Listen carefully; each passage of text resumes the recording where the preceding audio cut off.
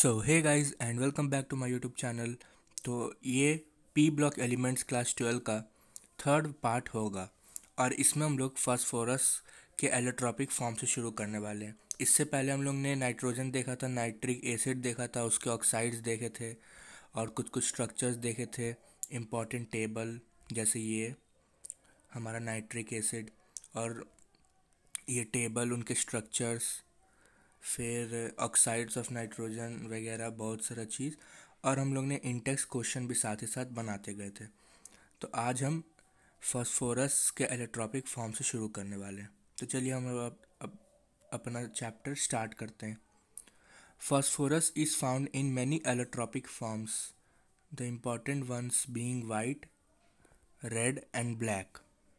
Phosphorus is found in many allotropic forms, से बहुत सारे फॉर्म्स में पाए जाते हैं और जिसमें से इम्पॉर्टेंट वन है white, red and black. White phosphorus is a translucent white vaccine solid. White phosphorus translucent white vaccine solid होता है। इट इज़ पॉइजनस, ये पॉइजनस होता है and insoluble in water. Insoluble in water होता है but soluble in carbon disulphide, लेकिन इसमें soluble होता है। एंड ग्लोज इन डार्क, मतलब अंधेरे में ये ग्लो करता है वाइट फास्फोरस, जिसको हम लोग केमिलुमिनेसेंस कहते हैं। It dissolves in boiling NaOH solution in an inert atmosphere giving pH 3। ये NaOH सॉल्यूशन में डिजॉल्व होता है बॉइलिंग NaOH सॉल्यूशन में और pH 3 देता है। इसका एक रिएक्शन दिया है उसके ऊपर, P4 plus 3 NaOH plus 3 H2O gives pH 3 plus 3 NaH2 PO2 sodium hypophosphite. Next है white phosphorus is less stable and therefore more reactive than the other solid phases. White phosphorus सबसे लेस स्टेबल होता है, ये याद रखना है, and more reactive than other solid phases under normal conditions because of angular strain in P4 molecule. क्यों? क्योंकि because of angular strain in P4 molecule where the angles are only 60 it readily catches fire in air. मतलब इतना reactive होता है कि हवा से संपर्क में आते ही आग लग जाता है। To give dense white fumes of P4O10, इसका रिएक्शन दिया है और इसका स्ट्रक्चर भी दिया है। यहाँ पे ऐसा होता है, कुछ ठीक से नहीं दिख रहा तो बना के दिखाते हैं।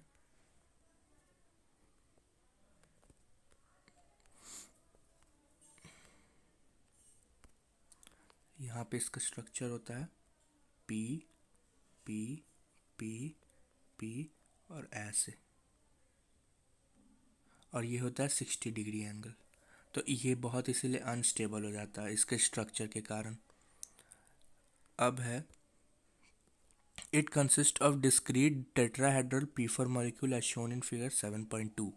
वही 7.2 में ये फिगर है, NCERT बुक में दिया हुआ। नेक्स्ट है red phosphorus. Red phosphorus is obtained by heating white phosphorus at 573 kelvin. Red phosphorus कैसे मिलता है? वाइट फास्फोरस को 573 पे हीट कर in an inert atmosphere for several days, बहुत सारे दिन तक। When red phosphorus is heated under high pressure, a series of phases of black phosphorus is formed.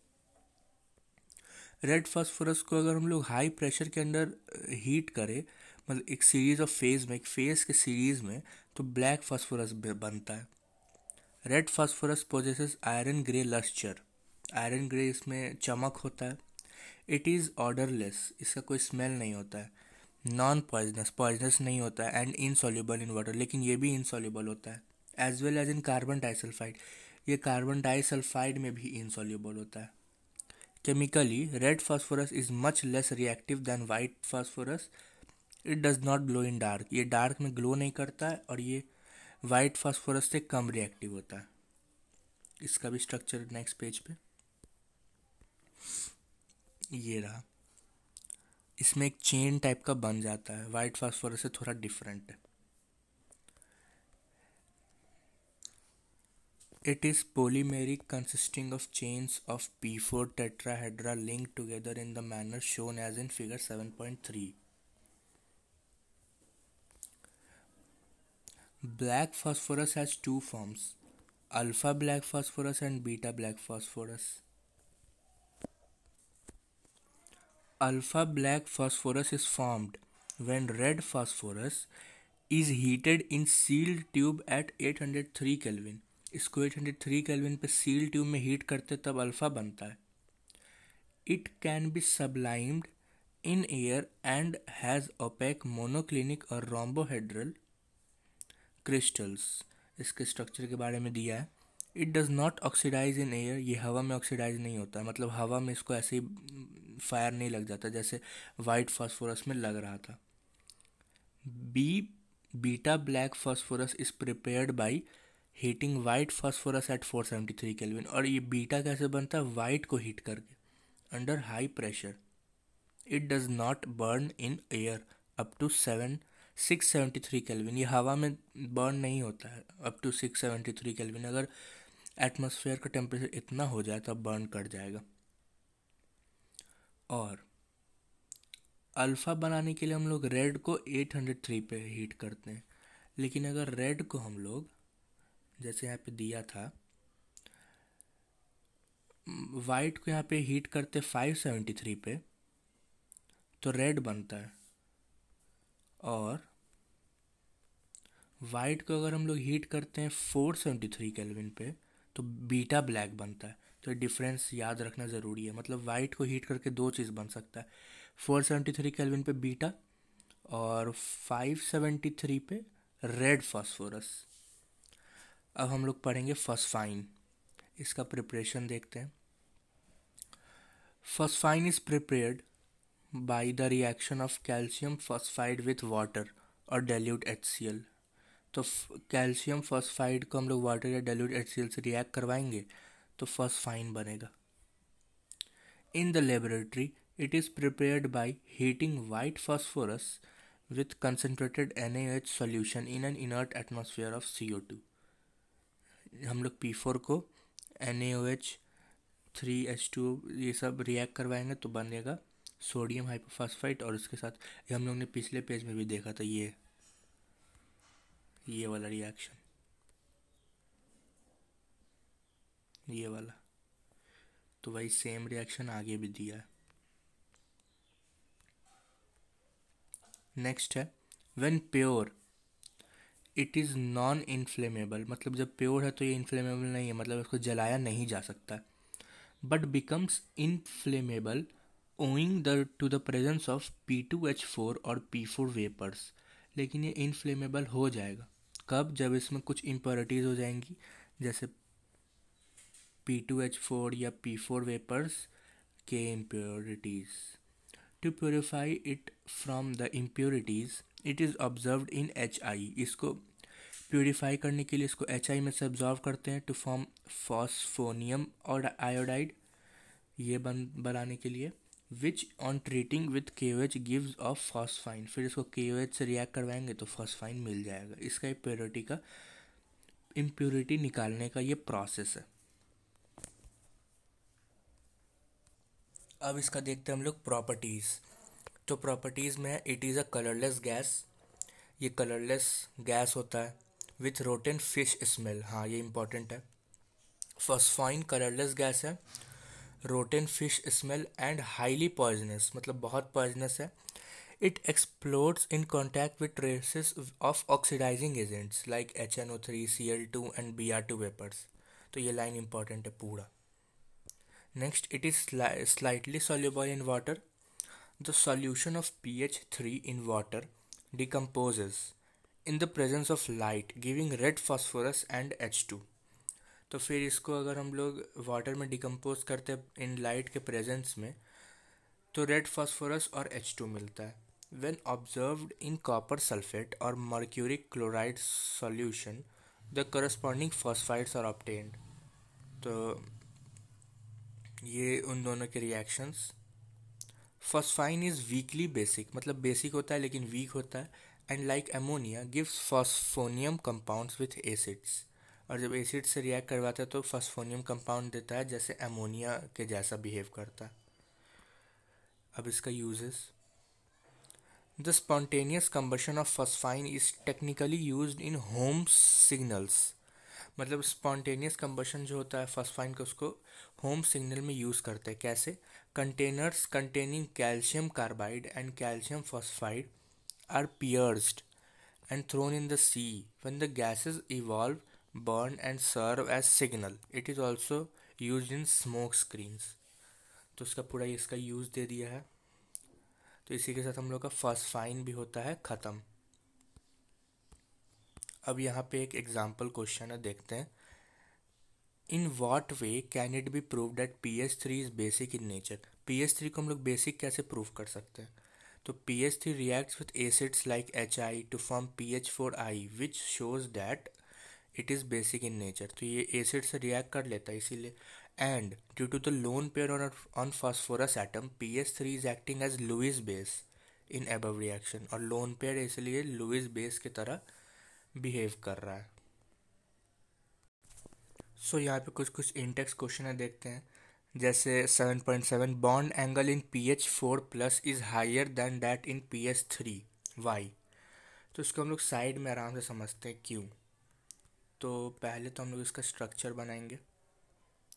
तो PH3 का स्ट्रक्चर कैसा होता है? PH H H और यहाँ एक लोन पेयर। और PH4 का कैसा होता है? PH H H, यहाँ पे भी H और इस पे पॉजिटिव चार्ज। तो यहाँ पे इसमें बोला गया है कि इसमें बॉन्ड एंगल ज़्यादा होता है, इसमें कम होता है, ये वाला एंगल। ऐसा क्यों? तो ऐसा इसलिए होता है क्योंकि यहाँ पे लोन पेयर बॉन्ड पेयर का यहाँ पे रिपल्शन हो रहा है और यहाँ पे बॉन्ड पेयर का रिपल्शन हो रहा है। तो केमिकल बॉन्डिंग चैप्टर क्लास 11 में हम लोग ने पढ़ा था कि लोन पेयर बॉन्ड पेयर का रिपल्शन ज़्यादा होता है बॉन्ड पेयर के रिपल्शन से। इसीलिए ये कम मतलब ये रिपल्शन देगा, कम फोर्स लगाएगा इन दोनों के बीच, और इन दोनों के बीच ज़्यादा फोर्स लगेगा। तो ये ज़्यादा फोर्स लगेगा तो ज़्यादा इधर जाएगा और ये कम इधर जाएगा, तो इसीलिए ये एंगल कम हो जाएगा और ये एंगल ज़्यादा हो जाएगा। तो इसका आंसर यही होगा, due to presence of lone pair bond pair repulsion in PH3 and absence of lone pair bond pair repulsion in PH4+. The bond angle in PH4 is higher than that in PH3। ये होगा इसका answer. What happens when white phosphorus is heated with concentrated NaOH solution in an inert atmosphere? तो इसका तो यही answer हो जाएगा, ये वाला रिएक्शन, ये वाला। सो अब हम लोग बढ़ेंगे नेक्स्ट टॉपिक पे। नेक्स्ट हम लोग का phosphorus halides. Phosphorus forms two types of halides, PX3 and PX5। तो हम लोग पहले पढ़ेंगे फॉस्फोरस ट्राइक्लोराइड, इसका preparation. It is obtained by passing dry chlorine over heated white phosphorus.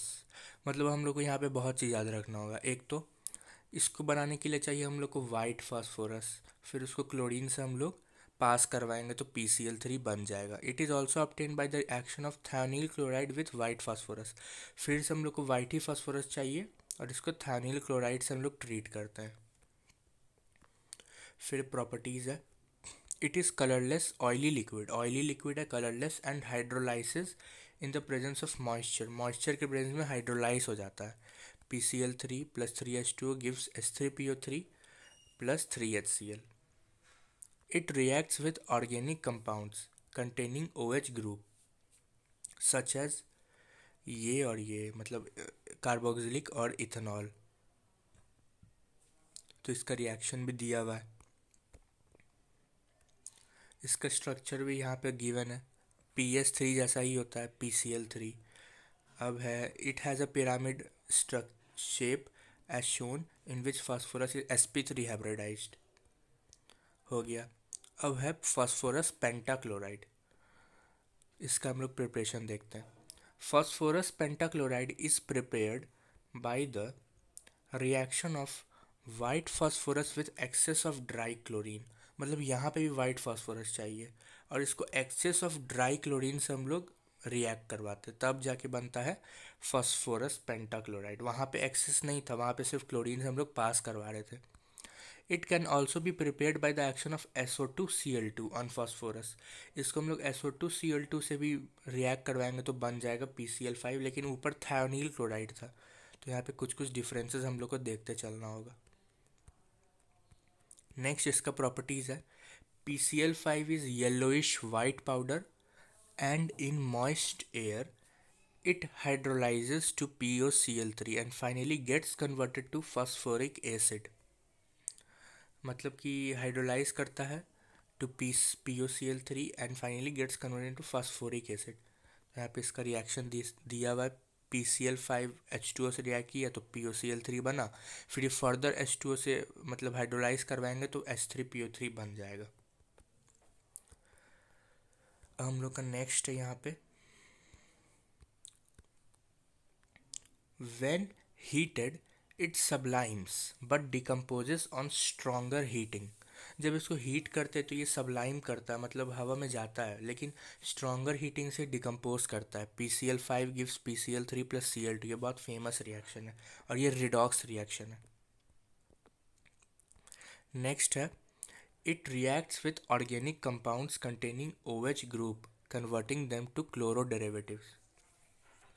मतलब कि ये ऑर्गेनिक कंपाउंड से रिएक्ट करवाता है जिसमें OH होता है, वापस PCl3 जैसा ही बिहेव कर रहा है, लेकिन यहाँ पे एक डिफरेंस ये आ जाएगा कि POCl3 एक एक्स्ट्रा कंपाउंड यहाँ पे बन रहा है। नेक्स्ट है, finally divided metals on heating with PCl5 gives corresponding chlorides. जैसे AgPCl5 को रिएक्ट करवाएंगे तो AgCl प्लस PCl3, SnPCl5 को रिएक्ट करवाएंगे तो SnCl4 प्लस PCl3। कुछ इस प्रकार का रिएक्शन नहीं लग रहा है। PCl5 को रिएक्ट करवाएंगे तो PCl3 प्लस Cl2, तो PCl3 तो बनेगा। अब उसके साथ आप लोग सोच लीजिए और क्या बन सकता है। इसका स्ट्रक्चर भी यहाँ पे दिया हुआ है, कुछ ऐसा होता है। इक्वेटोरियल पोजीशन पे 3 क्लोरीन और एक्सियल पोजीशन पे 2 क्लोरीन। इसके बारे में भी हम पढ़ेंगे, देखते हैं एक एक करके। It is used in the synthesis of some organic compounds, example C2H5Cl, CH3COCl। मतलब इसको इन सब के सिंथेसिस में भी यूज़ करते हैं। In gaseous and liquid phases it has a trigonal bipyramidal structure as shown. The 3 equatorial PCl5 bonds are equivalent। मतलब कि यहाँ पे 3 जो PCl bonds है वो equivalent है। And while the 2 axial bonds are longer than equatorial bond, जो axial पे position पे present है, this is due to the fact that the axial bond pairs suffer more repulsion as compare to equatorial bond pair. ये क्यों होता है, तो इसका रीज़न दिया हुआ है। और इसका जो स्ट्रक्चर होता है वो थोड़ा 3D टाइप का होता है। कैसे, तो देखते हैं यहाँ पे। इसका स्ट्रक्चर कुछ ऐसा होता है कि एक प्लेन है यहाँ पे, और यहाँ पे Cl, यहाँ पे Cl, यहाँ पे Cl, यहाँ पे P, और जो दो और Cl होता है वो ऊपर और नीचे होता है, मतलब कि प्लेन से ऊपर और नीचे, तो थोड़ा 3D में स्ट्रक्चर होता है, तो इसको ऐसे इमेजिन करना पड़ेगा। अब नेक्स्ट है, in the solid state it exists as an ionic solid PCl4 plus PCl6 minus, in which the cation PCl4 plus is tetrahedral and the anion is octahedral. ये पूरा दिया इसका। अब इसमें एग्जाम्पल 7.7 और 7.8 देखते हैं। Why does PCl3 fume in moisture? PCl3 hydrolyses in the presence of moisture giving fumes of HCl। मतलब कि फ्यूम इसलिए करता है क्योंकि वो हाइड्रोलाइज करता है मॉइस्चर में। Are all the 5 bonds in PCl5 molecule equivalent? No, अभी तो हम लोग ने पढ़ा। PCl5 has trigonal bipyramidal structure and the 3 equatorial PCl bonds are equivalent while the 2 axial bonds are different। वही वो जो axial है वो different है and longer than equivalent, और equitorial से लॉन्गर होता है। नेक्स्ट है Intex question, what happens when PCl5 is heated. तो इसको हीट करने से क्या बनता है, PCl3 प्लस Cl2। नेक्स्ट है right a balance equation for hydrolytic reaction of PCl5 in heavy water. मतलब कि करना कुछ नहीं, यहाँ पे PCl5 का एक दिया था रिएक्शन वाटर से, कहाँ है, हाँ ये। तो इसमें करना कुछ नहीं, यहाँ पे H2O की जगह D2O लिख देना है, D2O। तो यहाँ पे बन जाएगा DCl यहाँ पे, बस। अब हम लोग का नेक्स्ट है ऑक्सो एसिड्स ऑफ फास्फोरस। तो हम लोग को ये पढ़ना है, phosphorus forms a number of oxo acids. Phosphorus बहुत सारा ऑक्सो एसिड्स बनाता है। The important oxo acids of phosphorus with their formulas, methods of preparation and the presence of some characteristic bonds in their structure are given in table 7.5। तो हम लोग अब table 7.5 देखने वाले हैं। सो ये रहा table 7.5, oxo acids of phosphorus. तो पहला ऑक्सो एसिड है यहाँ पे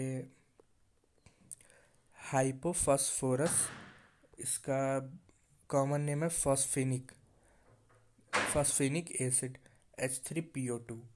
यहाँ पे ऑक्सीडेशन स्टेट फास्फोरस का क्या है, +1। यहाँ पे characteristic bonds and their number क्या है, POH एक बॉन्ड है, PH दो बॉन्ड है, PO एक बॉन्ड है। और इसका प्रिपरेशन कैसे करते हैं, white P4 plus alkali. Next हम लोग का ऑर्थोफॉस्फोरस H3PO3। तो इसमें इसका 3 ऑक्सीडेशन स्टेट और इसका प्रिपरेशन करते हैं P2O3 प्लस H2 और इसका बॉन्ड ये सब दिया हुआ है, ये कितना बॉन्ड इसमें होता है। वैसे ये सबको बना के एक बार देख ही लेते हैं। तो H3PO2 बनाते हैं पहले। तो H3PO2, तो P एक ऑक्सीजन एक OH, H3PO2 और 2 PH। ये हो गया स्ट्रक्चर किसका, H3PO2 का। नेक्स्ट है H3PO3। तो H3PO3 का स्ट्रक्चर देखते हैं। तो P OH OH O और H, ये हो गया H3PO3। और इसका हम लोग प्रिपरेशन कैसे करते हैं, P2O3 प्लस H2O के साथ। नेक्स्ट हम लोग का पायरोफॉस्फोरस H4P2O5, जिसमें +3 होता है और इसमें भी होता है 2POH 2PH 2PO बॉन्ड। और इसका प्रिपरेशन कैसे करते हैं, PCl3 प्लस H3PO3 के साथ। तो इसका प्रिपरेशन सब हम लोग को याद रखना पड़ेगा। और फिर है हाइपोफॉस्फोरिक एसिड H4P2O6। तो इसमें +4 हो जाता है और इसमें सबका बॉन्ड्स दिया हुआ है कैसे कैसे बनता है।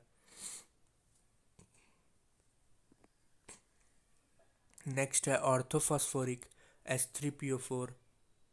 तो इसमें 3 POH होता है और एक PO बॉन्ड होता है और इसका प्रिपरेशन होता है P4O10 प्लस H2O के साथ।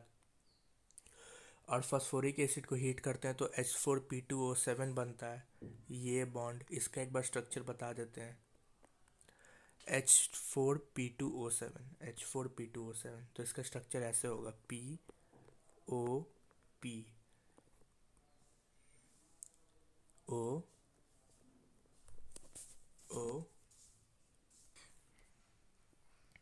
फिर यहाँ पे हो जाएगा OH, यहाँ पे हो जाएगा OH, यहाँ पे बन नहीं रहा है, और यहाँ पे भी हो जाएगा OH, यहाँ पे भी OH बना हुआ है। तो हो गया 1 2 3 4 5, या 1 मिनट, और एक OH यहाँ हो जाएगा। तो कितना ऑक्सीजन हो गया, 1 2 3 4 5 6 7, 7 ऑक्सीजन हो गया। और हाइड्रोजन हो गया 1 2 3 4, यहाँ पे भी एक OH है। तो ऐसा कुछ इसका स्ट्रक्चर होता है। नेक्स्ट हम लोग का मेटाफॉस्फोरिक HPO3 पे N। और ये कैसे बनता है? Phosphorus acid plus Br2 heat in a seal tube. तो इसका प्रिपरेशन हम लोग को पूरा याद ही करना पड़ेगा, तो टेबल बहुत इंपॉर्टेंट है, इसको रिवाइज करते रहना चाहिए। नेक्स्ट है हम लोग का the compositions of the oxo acids are interrelated in terms of loss or gain of H2O molecule और O atom। मतलब कि इसका जो कंपोजिशन है वो इंटर रिलेटेड है एक दूसरे से, कि लॉस ऑफ H2O मॉलिक्यूल और O एटम, ये सब मतलब लॉस या गेन, इसको हम लोग आगे समझते हैं। Drug structures of some important oxo acids are given below. तो कुछ कुछ का स्ट्रक्चर दे ही दिया है, सबका लगभग दे ही दिया, तो सबका स्ट्रक्चर एक बार हम लोग को देख लेना ठीक से। तो जैसे ऑर्थोफॉस्फोरिक का ऐसा होता है, और पोली मेटाफॉस्फोरिक का ऐसा होता है, साइक्लोमेटाफॉस्फोरिक का ऐसा होता है, तो ये सब याद रखना पड़ेगा। अब आते हैं हम लोग नेक्स्ट पेज पे। In oxo acids phosphorus is tetrahedrally surrounded by other atoms. All these acids contain at least one PO bond and one POH bond। मतलब कि सब में एक PO बॉन्ड होता ही और POH बॉन्ड होता ही है, और P चारों तरफ घेरा हुआ रहता है। The oxo acids in which phosphorus has lower oxidation state less than +5 contain, मतलब कि oxo acids in which phosphorus has lower oxidation state in addition to PO and POH bonds, मतलब इसके अलावा क्या हो सकता है? either PP bond और PH bonds but not both, लेकिन दोनों एक साथ कभी नहीं होगा। These acids in +3 oxidation state of phosphorus tend to disproportionate to higher and lower oxidation states. For example, orthophosphorus acid or phosphorus acid on heating disproportionates to give orthophosphoric acid और phosphoric acid and phosphine। जैसे ये एक reaction का example दे दिया। मतलब कि जो +3 पे होता है वो अपने आप को डिसप्रपोर्शनेट करना चाहता है हाइयर और लोअर ऑक्सीडेशन स्टेट में, यही गिवन था। नेक्स्ट है the acids which contain pH bonds have strong reducing properties. और जिसमें पीएच बॉन्ड होता है उसके पास स्ट्रॉन्ग रेड्यूसिंग प्रॉपर्टी होता है। Thus hypophosphorous acid is a good reducing agent as it contains 2 PH bonds and reduces for example AgNO3 to metallic silver. जैसे AgNO3 plus H2 plus H3PO2, तो ये Ag plus HNO3 plus H3PO4 बन जाएगा, मतलब reducing agent है बहुत अच्छा। These pH bonds are not ionizable to give H+, ये H+ देने के लिए आयोनाइज नहीं होता, and do not play any role in basicity, और ना ही बेसिसिटी के लिए कोई रोल प्ले करता है। Only those H atoms which are attached with oxygen in POH form are ionizable। Ionise वही हाइड्रोजन होता है जो OH से अटैच्ड है, मतलब OH है वही वाला हाइड्रोजन आयोनाइज होगा, PH वाला हाइड्रोजन आयोनाइज नहीं होगा। एंड काउज द बेसिसिटी, और उसी के कारण बेसिसिटी आता है।